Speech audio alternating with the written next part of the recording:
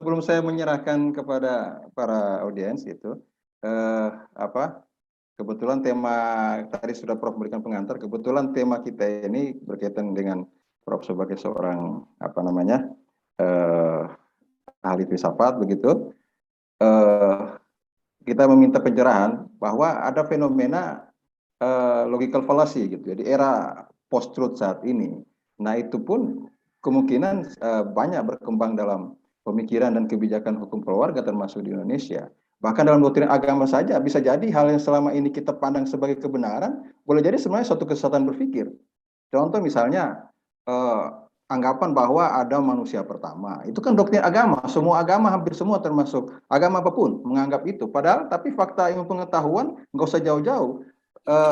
Apa lukisan tapak tangan di Goa Leang-Leang Makassar saja itu jumlahnya jaraknya 5.000-an tahun lebih daripada lebih tua daripada Adam gitu kan. Jangan-jangan hal seperti itu yang kita anggap terlanjur sebagai kebenaran lebih parah lagi menjadi kebenaran apa sesat pikir itu kemudian menjadi claim of truth. Bahkan orang harus saling saling menafikan, saling membunuh karena sesuatu yang sebenarnya bagian dari sesat pikir. Nah, mungkin Prof bisa menjelaskan waktu 10-15 menit soal kemungkinan adanya logical fallacy ini dalam rangka merawat akal sehat. Prof kan kita sebagai sebagai pandit akal sehat Indonesia begitu ya. Iya, silakan Prof. Coba saya bedakan dulu antara cara berpikir teologis dan cara berpikir teleologis gitu. Kalau kita berpikir teologis, kita dasarkan dalil kita pada sesuatu yang diformulasikan melalui kitab suci. Itu dasarnya. Saya berpikir teologis artinya ada sesuatu yang given karena saya punya faith, karena saya punya keyakinan itu. Jadi keyakinan saya pakai justru untuk mencari keterangan agar supaya keyakinan itu makin lama makin bagus. Itu keyakinan teologis. Tetapi keyakinan teleologis itu memerlukan argumentasi ilmiah. Itu bedanya tuh. Telos artinya tujuan. Maka kita akan teologis dari kata deo artinya Tuhan. Tetapi kalau teleologis, bisa yang di ujung itu adalah hasil penalaran kita. Tuh. Jadi kalau saya bilang ada manusia pertama, maka saya masuk dalam argumen teologis. Tentu saja ada manusia pertama secara teologis. Tapi apakah yang disebut sebagai manusia pertama itu adalah orang yang secara biologis dihasilkan pertama kali? Tuh. Itu yang dipersoalkan oleh ilmu pengetahuan. Sebab kalau kita pergi pada teori evolusi misalnya, kan nggak ada yang pertama sebagai manusia, yang ada adalah pramanusia. Tuh. Nanti kita bahas kecil-kecilan. Tapi saya bedakan dulu tadi, buat teologis oke, itu benar karena saya yakin itu. Kalau teleologis, saya perlu pembuktian rasional. Jadi kalau saya bilang nggak ada manusia pertama, lalu apa yang ada di awal? Itu pertanyaan teleologis, yang ada di awal apa?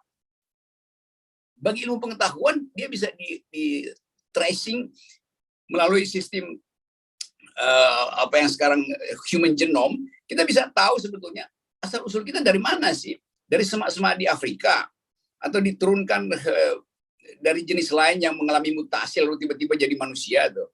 Itu adalah upaya untuk menalar secara akademis. Nah, seringkali kita bercekcok karena kita nggak bisa bedain antara argumen teleologis dan argumen teologis. Nah, post-truth adalah upaya bagi kita untuk sebetulnya mengganggu sedikit kemapanan kita berpikir dengan memanfaatkan possibilities. Nah, kalau kita masuk pada teleologis, kita berpikir seolah-olah ada possibilities di atas yang aktual. Dalam bahasa filosofi bunyinya begini, higher than actuality stands possibilities. Di atas yang aktual ada yang mungkin. Nah, itu adalah doktrin ilmu pengetahuan. Kalau doktrin agama tidak ada yang mungkin lagi, karena yang mungkin itu yang sudah diselesaikan pada penciptaan pertama manusia. Tetapi kalau kita sebut penciptaan pertama, kita mesti juga membuka peluang bahwa yang diciptakan pertama itu sangat mungkin juga bukan manusia. tetapi semacam komposisi kimia yang akhirnya oleh kekuatan hukum alam berubah menjadi manusia. Nah, ini yang mesti kita hati-hati terangkan, karena nanti kita dianggap bahwa itu kita bertentangan dengan isi kitab suci. Memang kitab suci menyatakan ada manusia pertama, tetapi ilmu pengetahuan mengatakan ada penciptaan pertama sebagai prime mover, sebagai hal fundamental. Kita sebut DNA, kita sebut sebagai komposisi kimia itu.